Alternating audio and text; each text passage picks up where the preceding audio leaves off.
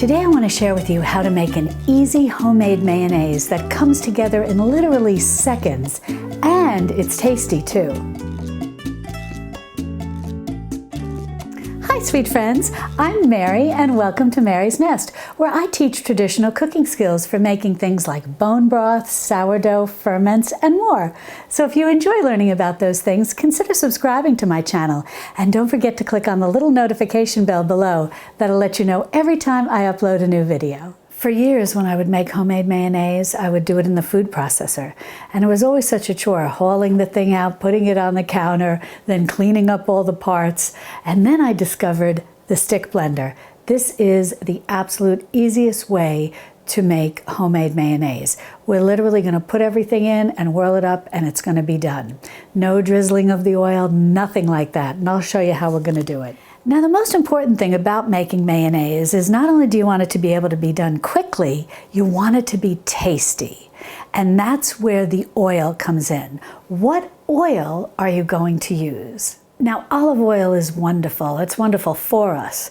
But when it comes to using olive oil to make mayonnaise, it can have somewhat of an unusual or a strong flavor. It doesn't really taste like the mayonnaise that you buy at the store. And I think that's the secret when it comes to traditional cooking and nutrient-dense cooking, is we want things to taste familiar, especially if we're introducing them to our families who are used to all the store-bought items. Another healthy oil that so many of us love is coconut oil. But again, when you use this to make mayonnaise, it can have an unusual flavor and not something that's familiar and tastes like mayonnaise from the store. But it's nice to be able to use coconut oil because of all the wonderful health benefits that it offers. Now, a third option for making mayonnaise, of choosing an oil for making mayonnaise, is sesame seed oil. Now, this is the untoasted. You don't want to use the toasted sesame seed oil that's common in Asian cuisine because that imparts an unusual flavor into mayonnaise. But the sesame seed oil does impart a nice mild flavor. But the only drawback with using all sesame seed oil is that you don't get the benefits of olive oil and coconut oil. This is a polyunsaturated oil and not one that we want to use a lot of.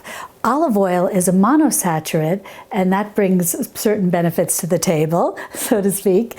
And coconut oil is a good quality saturated fat that also brings benefits.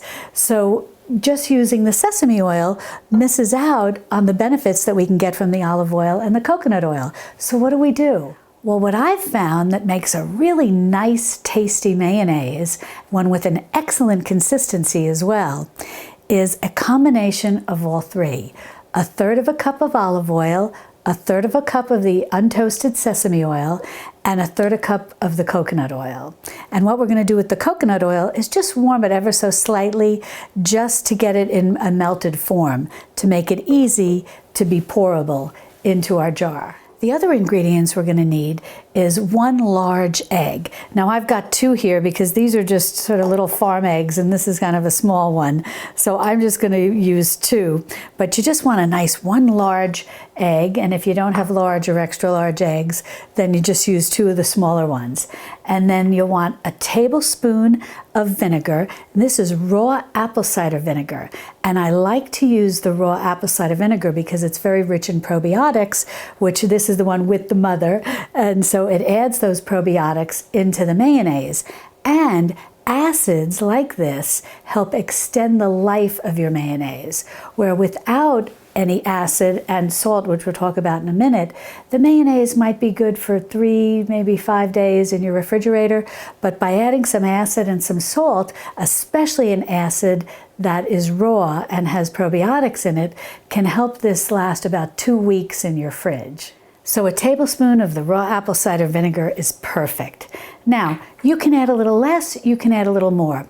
This is a very basic recipe for homemade mayonnaise. And once you make it, then you'll know, oh, do I want a little more tang? Maybe next time I'm going to add a little more vinegar, a little more salt, so on and so forth. But this is just your basic place to start. And I want to mention that in addition to the vinegar, you can, or even in place of it, you can also add whey to your homemade yogurt. And that also helps extend the life of the mayonnaise while it's refrigerated. And whey is simply that sort of whitish liquid that you drain off when you drain yogurt to make like a yogurt cheese, or if you drain kefir to make a kefir cheese. That white liquid is whey, and that's very rich in probiotics, and again will help extend the life of your homemade mayonnaise. So you can certainly add in a tablespoon of that in addition or in place of the vinegar. And here I've just got a teaspoon of sea salt, and this is the fine ground sea salt. If you were to use the coarse ground sea salt, you'd want to use a little more, and so it's 1 teaspoon. And as I said, this is just a basic recipe.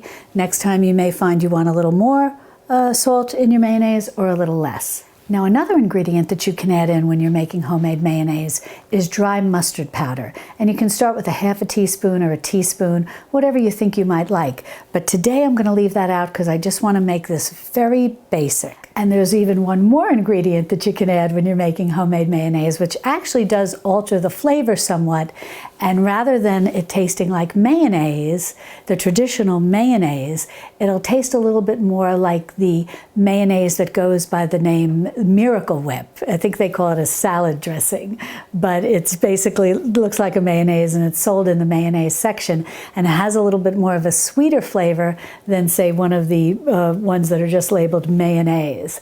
And so what you would do is you'd want to add in about a tablespoon of sugar. And if you did decide you wanted to add in sugar, you could use like a white organic sugar, or you could use the dried cane juice. You often see it sold under the name like a sucanat, or you could even use some maple sugar. And in such a small amount, just putting in about a tablespoon, using the maple sugar is really just going to impart sweetness. You're really not going to notice the maple flavor. I use maple sugar a lot. I really like it because it's got a nice sweetness and it's a little lighter in color than the sucanat. So sometimes when I want to keep my baked good or a mayonnaise or something like this lighter in color, I tend to go and want to use something like that, like maple sugar. But you can certainly use sucanat or just white sugar. Now, if you're adding in the mustard as well, it's already going to add some color to the homemade yogurt, so the sucanat doesn't really play as significant a role if you're trying to keep it as white in color as possible. So if you're adding in the mustard, sucanat is a good option to add in if you want to make it a sweeter mayonnaise. Now, I am using raw eggs in this recipe, so you have to decide whether or not you're comfortable eating something with raw eggs in it. But I've washed the outside of the shell in warm soapy water and dried it well, and so I know that at least the exterior of the eggshell is clean. So keeping at least the exterior of the eggshell clean helps to reduce the introduction of any bacteria or bad bacteria into the jar. So I'm just going to crack these into the bowl, and then from the bowl we'll transfer them into here just to make sure we don't get any shells in our jar. And you want to make sure that your eggs are at room temperature. That makes it much easier for it to emulsify. Now, I just want to mention one more thing before I add in these other ingredients. That in our Facebook group that we call Mary's Nest Modern Pioneers, and I'll put a link to it below if you'd like to come join us, we chat about different traditional foods and nutrient-dense foods and so on and so forth.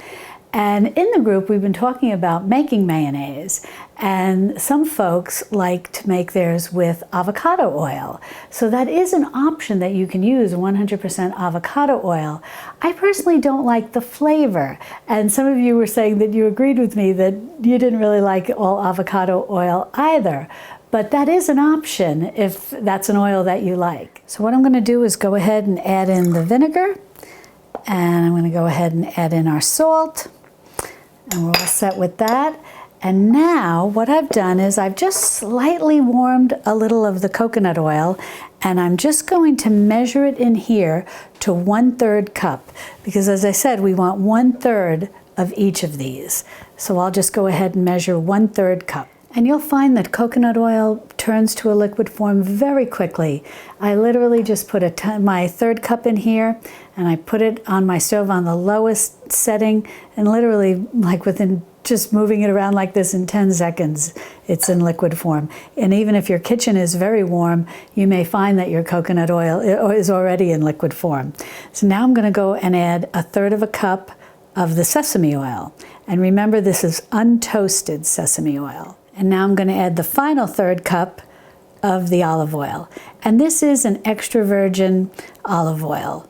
I really believe whether you're cooking, using it as salad dressing, whatever the case may be, I like to use a good quality extra virgin olive oil. I think it must be the Italian in me. And now we'll just go ahead and pour in all this oil, just like that.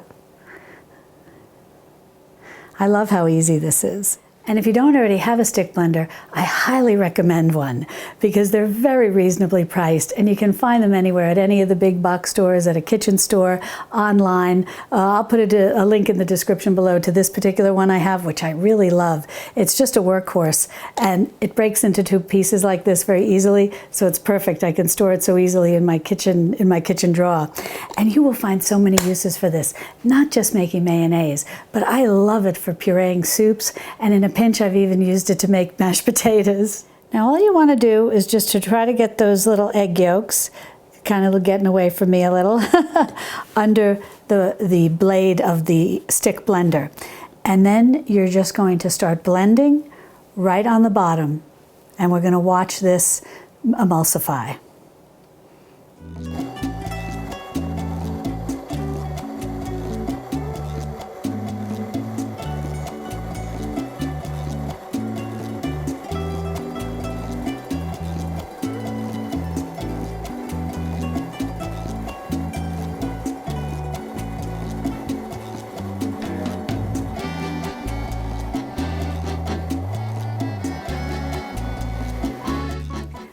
And you see that? Mayonnaise. And all we're going to do now is, to incorporate any little bit of oil that's still remaining on the top, we're just going to start to lift our immersion blender around a little bit in the jar.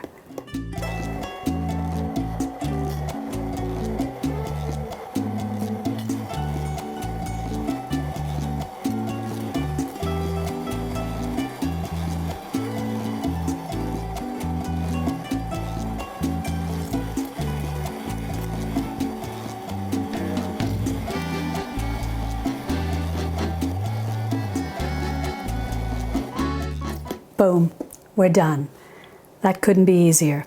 And look at this magnificent, creamy, luscious mayonnaise. Look at this luscious mayonnaise, literally made in seconds. Just glorious. I'll take a close-up picture and overlay it so you can see it up close, but look at that. Just beautiful. Well, I've got a piece of lettuce here. I'm going to put a little bit on the lettuce to see how that tastes, and I'm also just going to give this a straight taste.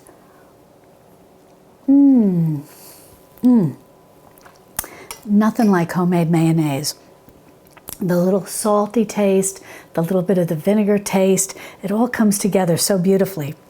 And the nice thing is you have the 3 oils, so none of the flavors are overpowering, and yet at the same time we're getting the benefit that all 3 have to offer. Well, let me see how this is on lettuce.